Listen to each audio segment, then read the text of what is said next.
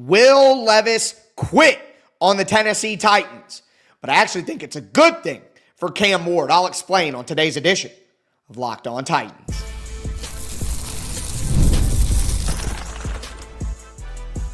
You are Locked On Titans, your daily Tennessee Titans podcast, part of the Locked On Podcast Network, your team every day. Welcome to the Locked On Titans podcast. I am your host, Tyler Rowland. Titans fans, today's edition of the Locked On Titans podcast is brought to you by FanDuel. Right now, new customers can get $150 in bonus bets when your first $5 bet wins. On today's show, we got to talk about Will Levis opting for surgery, quitting on the Tennessee Titans, and why I think it's ultimately a good thing for Cam Ward's development. Also, we're going to talk about some of the biggest questions facing the Tennessee Titans heading into training camp. Is Femi Oladejo going to get his contract done? What are we going to see from Dan Moore in the offensive line? Should the Titans add some free agents? I'm going to get into all of that. Before I do want to thank you for making Locked On Titans your first listen each and every day. Remember, Monday through Friday, Tennessee Titans content all year round, always for free. You're not going to beat that anywhere else. Make sure that you get subscribed, stay subscribed. It's your team every day here on the Locked On Titans podcast. Speaking of every day, shout out to my everydayers out there tuning in Monday through Friday. If you aren't an everydayer, now is the perfect time to be one. Training camp kicks off this week. I'm going to be looking at the biggest training camp battles for the Tennessee Titans on tomorrow's show, and then the Titans are on the practice field on Wednesday, and I'll be here to break down all the action. All right, Will Levis, the big news on Monday morning, the bomb drops. Will Levis will be getting surgery on his throwing shoulder, the one that he had injured during the season last year against the Miami Dolphins. He is going to be out for the entire season for the Titans. And look, there are a couple of realities about this that we have to go over. Number one, if you're mad at Will Levis, I can't necessarily agree with you. Will Levis quit on the Tennessee Titans. But I don't blame him. Look at the situation that he's in. Look at what he's facing, what makes sense for him. If there is some sort of lingering medical issue that could lead to better long-term health for him, why would he fight through that and play through that to be Cam Ward's backup? He needs to look out for his long-term future because it's not here in Tennessee. So I don't necessarily blame Will Levis for deciding right now before training camp, hey, I'm going to get that surgery. I'm going to get this repaired and make sure that long-term I'm good to go. Also, I have to confront this reality. I don't care. I really don't care that Will Levis did this. Like, it doesn't make me mad. I don't feel anything. Like, so what? In my mind, Will Levis is a part of the past. He was an afterthought for this season. I didn't want Will Levis on this team anyway. I've been saying that since the moment that it was clear that Cam Ward was going to be the pick for the Titans in the early weeks of March, when I felt it was very obvious that that's what they were going to do. I've said, I guarantee Will Levis gets traded. I don't want Will Levis on the roster by week one. The Titans should try to find any suitor they can. Will Levis and Cam Ward together would not be the best thing for either of those guys. So I don't really care that this happened. I don't think that this has any impact on the Tennessee Titans season, my enjoyment, the excitement, or it's Will Levis shouldn't have been around anyway. He's a part of the past, and it was time to move on. And quite frankly, with that in mind, Will Levis quit on the Titans, but the Titans quit on Will Levis. Look at the timeline of what's happened here. So Levis gets the starting role. Callahan comes in. The season happens. Will Levis makes terrible mistakes. The Titans aren't a good team either, but Levis really shoots the team in the foot. Callahan's berating him on the sideline. What the, heck are you doing?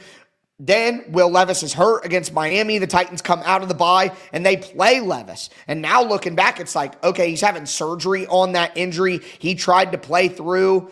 The Titans probably win that game against the Colts if Mason Rudolph plays, which we can all say, hey, then they wouldn't have got Cam Ward, so I'm glad it didn't happen. But in real time, that's a bad job by Brian Callahan. And if you're Will Levis, you're like, man, it was obvious in practice that I was hurt. And Brian Callahan said the opposite. So what's really the truth? But if you're Will Levis, this is how you're looking at it. And then you get benched for Mason Rudolph because your shoulder isn't good enough to play, but you played me last week. And then you come back, You get benched again during the Cincinnati game, making you look even worse. Over the offseason, Brian Callahan does a couple interviews where, quite frankly, he didn't talk very good about Will Levis's skill set or the marriage between the two. Then they go out and draft Cam Ward and make it obvious they're done with you to the entire world. They hand the keys to Cam Ward and don't give you even reps and even opportunity for the mandatory minicamp where it really starts to matter. If you're Will Levis, why would you want to, again, gut it out for that team? I don't necessarily blame him. And I think also, if you don't look at this and say, look at the timing of when this decision was made, Will Levis participated in the offseason program. Will Levis was training with Jordan Palmer in California, and Brian Callahan talked about it a ton all season long. We saw videos of Will Levis and doing workouts and stuff like that. Doesn't look like rehab on a shoulder to me. Quite honestly, we have seen cases like this throughout the history of professional sports. You have played with people in Pee-wee football and Little League basketball and baseball and stuff. Guys who, if you're winning, they'd probably play through the injury. If things aren't going so well, ow, it hurts, I don't want to play. Everybody knows people. And I'm not saying that Will Levis is, being a crybaby about this or whatever, but I'm just saying if Will Levis was still the starting quarterback of the Tennessee Titans, he's not opting for surgery right now. And I think that this is about a trade. If Will Levis would have been traded somewhere before training camp, which is probably what he preferred, so we could get on a new team and learn a new system and get more comfortable and get the heck out of here. He probably just wants to get the heck out of here. And again, I don't blame him. So I would imagine that Will Levis's camp and his agent and his people and him are like, hey, this shoulder thing is in there. I can play through it. It probably wouldn't be that big a deal. But at long term, it could be a problem. Why would I play for this team?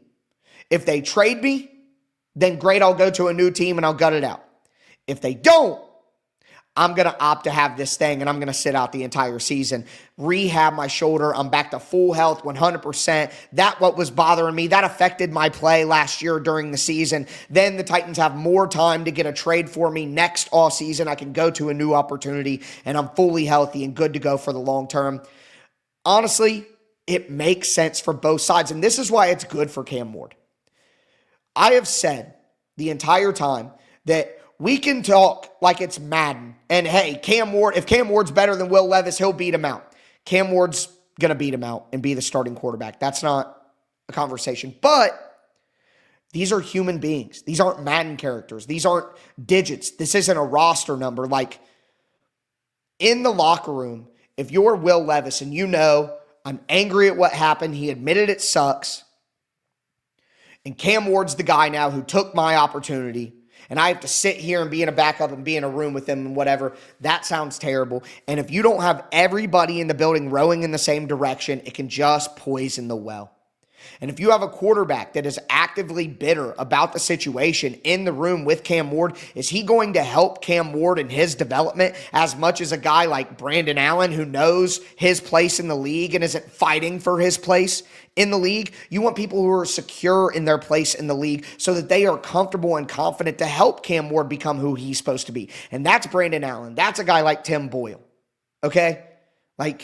That's a guy like Teddy Bridgewater, for example, who we talked about would maybe be a good fit, or Jacoby Brissett, who ultimately didn't come here, but these are Jameis Winston. These are the type of players who I was hoping for that would back up Cam Ward. So now that Will Levis is gone, whatever. You know what I mean? To me, this is the best for both worlds, and this is a positive impact on Cam. And I'm not saying I'm glad Will Levis is hurt and has surgery. I'm just saying this is what's happened. Will Levis has gotten hurt. He's having surgery. He's out for the year.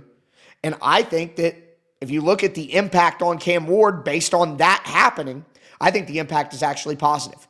I wanted Will Levis out of the picture for the Titans all along. Now, will Will Levis come back and be in the locker room and show up and be part of the team and rehab there? But he probably might have to. But will it be the same as him being a player who's out on the field and the active backup? And let me also say this. I've talked about this concept as well throughout the offseason. If Cam Ward misses any games at all, I don't want the Titans to eke out victories with Will Levis. I want the Titans to play Brandon Allen, who's 2-8 in his 10 career starts, and lose, just like what happened with Joe Burrow when he got hurt his first season with the Bengals. And then what happens? They got a top 5 pick in the draft, tanking their way out because Burrow's already hurt. Now, I'm not saying that, knock on wood, I would rather Cam Ward play the entire season and the Titans get a worse draft pick because I get to see Cam Ward every single game of the season. That is my preferred outcome. But, God forbid, if Cam Ward were to miss time, like Burrow had to or whatever, I don't think I want the Titans to win games in that scenario. I would rather have them get closer to a top-tier edge rusher or a top-tier defensive lineman or something like that in the draft this year. Or maybe Dan Moore's terrible and they want a top-tier offensive tackle, which there could be a lot of those. Or trade back with all the quarterbacks that could be available and take advantage of that to build the roster up around Cam Ward. Like, at the end of the day, I either want to see Cam Ward play football or I don't really care about the outcome because we're not building towards the future if Cam Ward's not leading us to victories. That's how I feel about it. So no matter how you want to slice it, Will Levis quit on the Titans, and he decided to do this because he's bitter.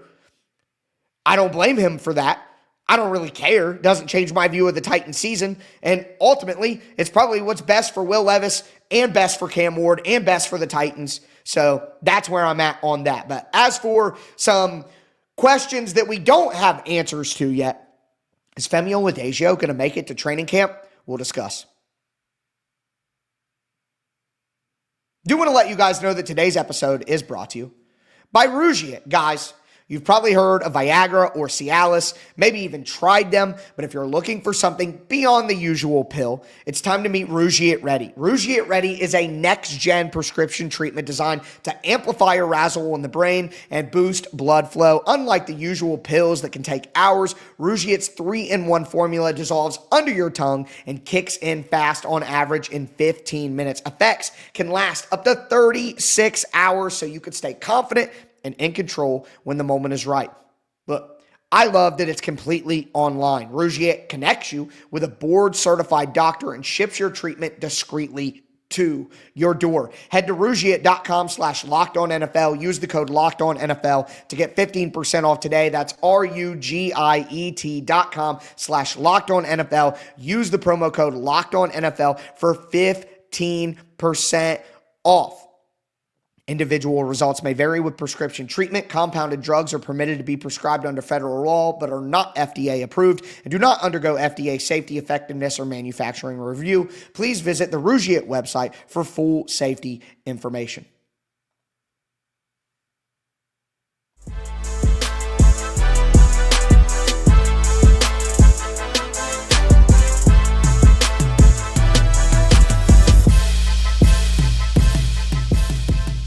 Titans fans, let's continue today's edition of the Locked On Titans podcast. We talked about the Will Levis news and why I don't really blame him. I don't really care. The Titans quit on him first, but, whatever. Again, I think it's a good thing for Cam Ward.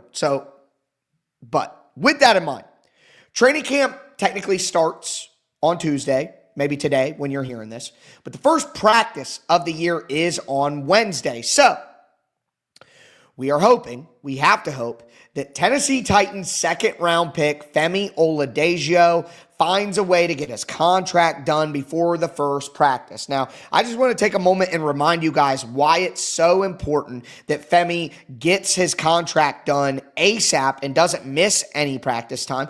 Also want to remind you why he's still not signed. So we're seeing this dam start to break, and we're seeing some of the dominoes start to fall. And we talked about that at the end of last week. But second-round picks in the NFL took forever to get their deals done. Like 30 of the 32 second-round picks didn't have a deal done going into last week, like a week ago or something like that, 7 to 10 days ago, because there's a contract thing with how much percentage of the money in the deal is going to be guaranteed. The first 2 second-round picks, they had 100% of their deal completely guaranteed. That was Jaden Higgins with the Texans and then Carson Schlesinger with the Cleveland Browns. So all the other second round picks were waiting like, hey, I want my contract fully guaranteed as well. Well, the dam broke with Alfred Collins of the San Francisco 49ers, which that's what we talked about last week. But since then, we've seen a ton of other movement with second-round picks getting signed. Not everybody getting guaranteed deals, different percentages and stuff like that.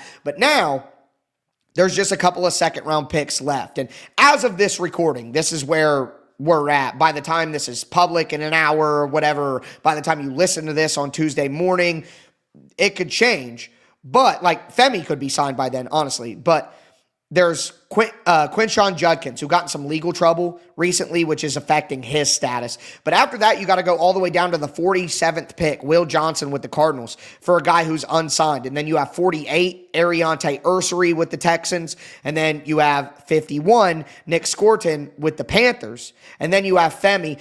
Benjamin Morrison from Notre Dame was the 53rd pick after Femi. He actually got a deal done with the Buccaneers within the last 12 hours or 24 hours of me recording this. So that's a good sign. That's the closest person to Femi Oladejo pick-wise to get signed. So right now we're looking at 51, 52, with 50 and 53 being signed, and then 47 and 48. And hopefully, as deals are getting done closer to Femi, it allows his deal to get done. Look, I think this will be done soon. I think it will be done by the time training camp happens. I think it might even get done again by the time that you're hearing this. It might be done already, but it needs to be, because it's so important for Femi to be in training camp, because he is a developmental player. He is not as pro ready for his position as maybe something like Mike Green, who people considered a top 15, first round talent type player who had major off-field concerns. He went number 59 for the Ravens. He's going to be ready to contribute at the edge rusher position right away, quicker than Femi Oladejo, who was an off-ball linebacker in college, who was converted to edge the last 6 games of the year at UCLA last year.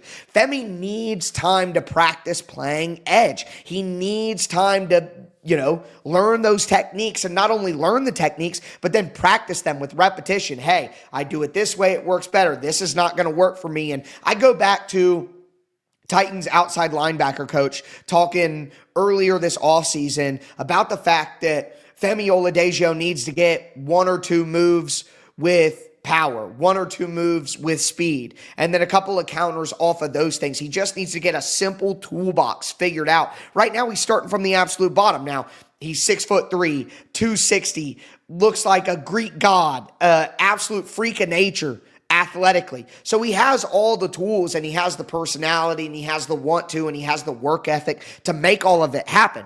But at the end of the day, he needs that practice. He needs that repetition. So anytime that Femi Oladejo misses whatsoever, even without the pads on, some people are going to say, even if he misses a couple of these first practices, they're without pads on. It's not.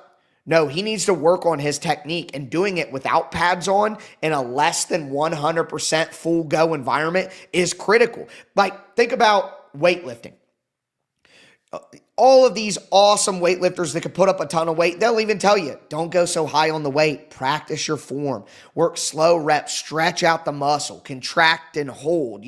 All that different stuff. And I'm no weightlifting guru or anything like that. So I'm sure there are some people listening who are more educated and can give more detailed explanation. But it's simply an analogy for Femi needs to maybe not practice at full speed to start and get comfortable with the motion and get the muscle memory going of what he's supposed to do at his new position. So it affects the Titans. This issue affects the Titans much more than it maybe affects some of the other second-round picks, because those guys are maybe more ready to go and ready to play and ready to contribute right away, and they don't necessarily need the practice time quite as much as Femi does. And you add in the Titans situation, the pass rush.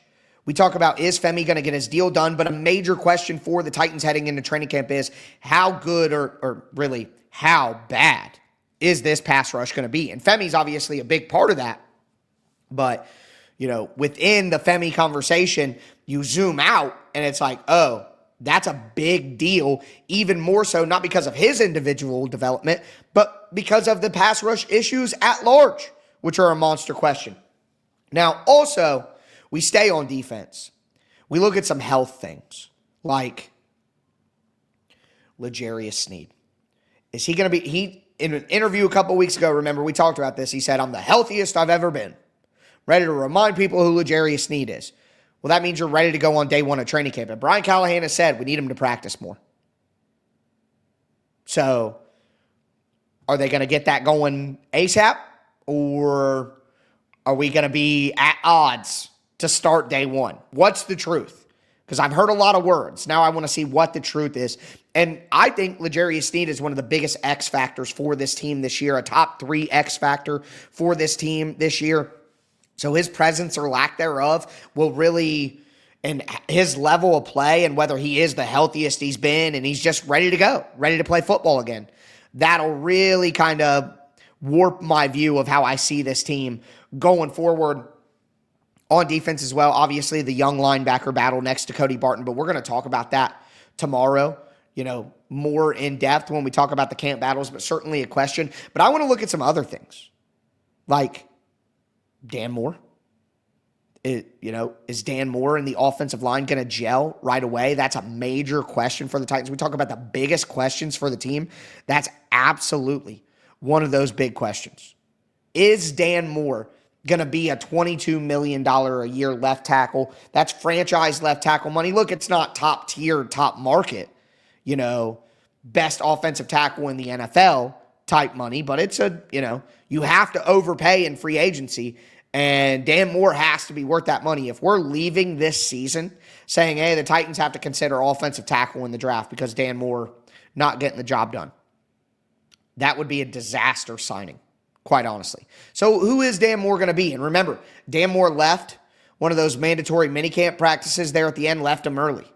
Is Dan Moore going to be healthy? If Dan Moore's not out on the practice field for the start of training camp because of that injury, when it's been 5 weeks, 6 weeks, that is not a good sign. So for me, the major zoom out big question is, will the offensive line gel? But if I'm going to zoom in, that Dan Moore injury and whether he's ready to go, that's something that I'm going to be watching for on that very first practice report, or hopefully it's a question that's asked in the interviews to Brian Callahan and the Tuesday press conferences. There will be press conferences on Tuesday, which I'll add into my training camp battles, because I'm sure that questions will be asked about some of these battles that we have to discuss, like linebacker, wide receiver, and stuff like that.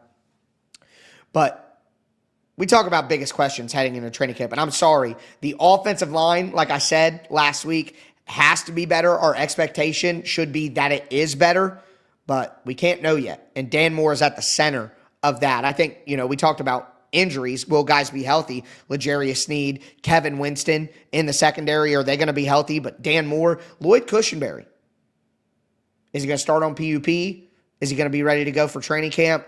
Brian Callahan talked like he was on track for training camp earlier this offseason. Again, we've heard a lot of words. Now we get to see actions and get a little bit of answers as to what's going on. But I want to talk about a couple of other big picture issues. And should the Titans add any free agents here before training camp starts?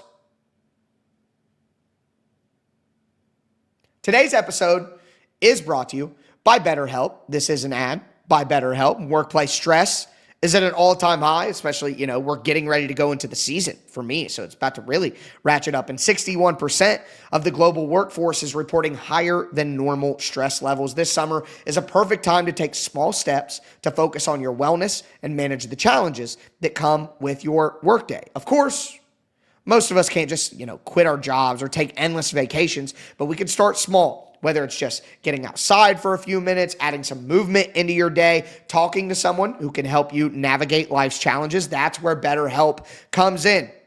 You can set healthy boundaries at work with therapy helping you get your way there so that stress doesn't kind of spill over into the rest of your life. Also, work can be very busy, which makes the flexibility of online therapy something that fits easy into your busy schedule, no matter where you are. As the largest online therapy provider in the world, BetterHelp can provide access to mental health professionals with a diverse variety of expertise. Unwind with work and from work with BetterHelp. Our listeners get 10% off their first month at BetterHelp.com/lockedon. That's BetterHelp, HELP.com/lockedon. Today's episode is also brought to you by FanDuel Sportsbook. Summer sports are in full swing, whether you're all about baseball under the lights, golf on the greens, or high-stakes soccer action. FanDuel is the best way to make every game even more exciting. You're already following the action, folks. Why not make it a little more thrilling? With FanDuel, you can get in on the game while your friends are getting sunburnt at the beach. I love using FanDuel. They have new daily promotions every single day, which keeps everything really fresh. It's easy to use, fast to pay out. It makes every regular season game feel like a must-watch event. And when I have a same-game parlay on the game, or maybe doing a live bet into the ninth inning, FanDuel makes me feel like I'm part of the action. So if you're new to FanDuel, new customers can bet just $5 and get $150 in bonus bets. If your first bet wins, open the FanDuel app today or visit FanDuel.com to get started.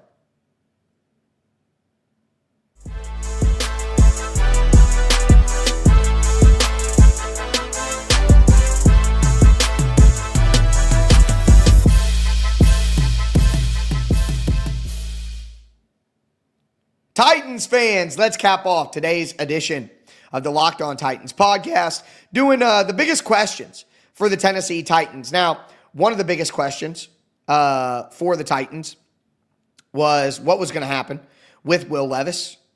And now we kind of know what's going on with that, how it impacts Cam Ward. But then we got into Femi Oladejo's contract, health updates, the offensive line. And now, literally as I'm recording this, we get big news that L'Jarius Sneed and Lloyd Cushenberry are going to begin training camp on the PUP. I'm as healthy as I've ever been. So it's funny that I just talked about L'Jarius Sneed for a little while. And now we have our answer. Well, I'm glad I got the answer while we were recording so that we could discuss it. I'm sure some of you are listening back to that. We're listening to that last segment wondering, why doesn't he know? But now we know. And I guess my reaction to that is, this is what I've been saying. I've been saying for quite some time now that the odds, the chances, the likelihood that L'Jarius Sneed ever plays impactful football for the Tennessee Titans ever again are significantly low. They are historically low, astronomically low. Whatever descriptive word you want to put before low, put it there. Disgustingly low. Should we go there? Unsurprisingly low. Can I go there? At the end of the day, I think the Titans, if they get anything from L'Jarius Sneed this year, it's an absolute bonus. It should be seen as an absolute luxury. It should not be seen as an expectation. Maybe he does come back and play serviceable football this year. And, 4 weeks from now, he comes off the PUP, or 2 weeks from now, or later this week, he comes off the PUP and everything's fine. We talk about it different. But it just continues a pattern of moves where it's just hard for me to, have any faith whatsoever that L'Jarius Sneed doesn't turn into anything other than a historic bust for the Tennessee Titans. Now, Lloyd Cushenberry, like we were talking about, didn't think that he would be ready to go right away. I mean, there was some optimism, like I said earlier in the year, but nope, not going to be the case, and I think that's fair, and they've been talking up Corey Levin and all that, and when I did my roster previews, I talked up Corey Levin. So there's an answer about some of the health, but I can say some positives. No Dan Moore. No Kevin Winston. So if Dan Moore and Kevin Winston aren't on there, I guess that's somewhat of a positive, right? But now it does bring us to a final question that I have here that we have time for. I have some other questions, like, is special teams going to get better? Is Brian Callahan the guy? Those are also big questions. But I think one of the big questions that people want to know too is, are the Titans going to bring in anybody else? Are there any free agents? And I think you look at certain positions like edge. And I've been saying, I think a guy like Jadeveon Clowney, pairing him back up with Denard Wilson as a cheap player to come in, like, I would rather have Jadeveon Clowney than Lorenzo Carter, especially if Femi's deal sets him back a little bit. L'Jarius Smith is out there if you just hate Jadeveon Clowney because 2020, which I think is a little absurd, but I get it, whatever. Wide receiver, Amari Cooper, Keenan Allen, still out there. I don't think the Titans need to do anything like that at wide receiver, though. Let's just see the young guys. But at edge, I would be in for that. Because young guys, it's just Femi. I mean, Jalen Harrell's never going to be like part of the rotation. He's a back end of the roster guy. So Arden Key, Lorenzo Carter, Draymond Jones, they aren't young guys that we got to see. So why not bring in another veteran that's better than Lorenzo Carter? Cornerback. L'Jarius Sneed, according to a report from A to Z Sports, L'Jarius Sneed is on track to play week 1 still. Should be back. But again, can you count on that? And look at behind that. Now you have Roger or Jarvis Brownlee Jr. with Roger in the slot, Jarvis on the outside, Darrell Baker Jr. on the outside. And behind him, you have 9 undrafted free agents and Oruwari. So that's despicable. Maybe Gabe Jeudy-Lawley, Marcus Harris, Jamari Harris actually steps up and is worthy of that spot. But can you count on that? You could get like an Asante Samuel Jr. But the real free agent I think the Titans should consider is Gerald Everett. Gerald Everett was released by the Seattle Seahawks. And is Gerald Everett a certified starting tight end? No, he's not. And do I want him to be starting tight end over Gunnar Helm or take opportunities away from Chig Okonkwo? No, not necessarily. But he's better than Josh Whyle. And what I would want to say here is, if you could replace Josh Whyle with a guy who, prior to last year, had 400 receiving yards and right around 40 catches at minimum for 5 straight years. 6'3", 250, not a great blocker, but I think he's better than Chig. Listen, the Titans went 3-14 last year. I know right now we have all these hopes and dreams for all of these young guys, but I don't have very many hopes and dreams for Josh Whyle. I'd much rather the Titans cut Josh Whyle and bring in an actual veteran tight end like Gerald Everett, who could be a great help to Cam Ward.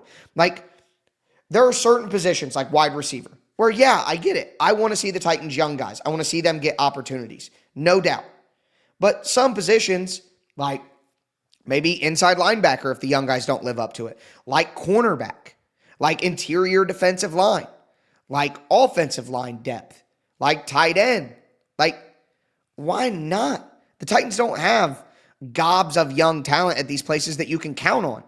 I want to see David Martin Robinson and see what he can do this year. But I'm not going to thrust him all the way up into, some sort of crazy role without knowing it. Maybe they see it in training camp.